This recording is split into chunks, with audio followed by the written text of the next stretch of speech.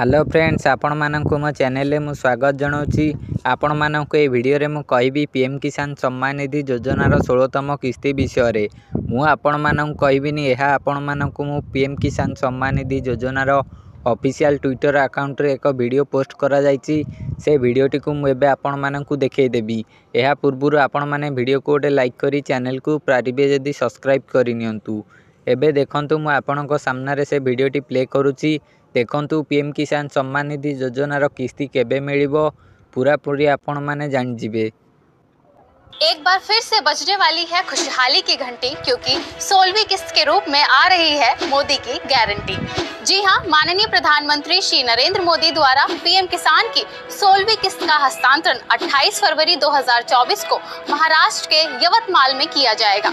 इसके अंतर्गत 21,000 करोड़ से अधिक की धनराशि से करीब 9 करोड़ किसान परिवारों को लाभ मिलेगा।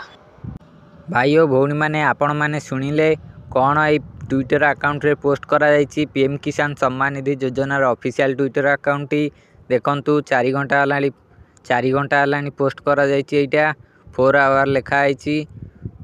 पीएम किसान सम्मान निधि योजनार आगामी 28 तारिख रे चासी भाई माननकु मिलिबो। आपण माने जदि पीएम किसान सम्मान निधि योजनार लाभ नबाकु चाहुचंती तेबे आपण माने पीएम किसान सम्मान निधि योजना रे जदि ई-केवाईसी करना तेबे करंतु। एहा सहित आपणकर बैंक सहित जदि आधार लिंक नहीं एहाकु मध्य करंतु, कारण बैंक सहित आधार लिंक नहले मध्य आपण पीएम किसान सम्मान निधि योजनार लाभ नहीं पारिबे नाही।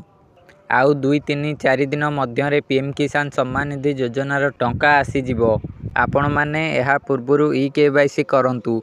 सरकार मध्य 16तम किस्ती जारी करिबा पूर्वरु ई-केवाईसी कैंपेन रखिथिले फेब्रुआरी 12 रु फेब्रुआरी 21। आपण माननकु ई-केवाईसी करिया को समय देइथिले। जेउ भाई माने ई-केवाईसी करिनांती से माने एहार लाभ नहीं पारिबे नाही। जदि आपण करिनांती तेबे आपण आपणकर निकट रे जे कोनोसी जनसेवा केंद्र हो गो सेवा केंद्र हो सेठिकी जाई आपण माने ई-केवाईसी को कंप्लीट करई नियंतु। जहा द्वारा आपण माने आगकु आसुथुवार जो 16तम किस्तीटी आउ 4-5 दिन आसीबो से किस्तीटी को आपण माने पाई परिबे।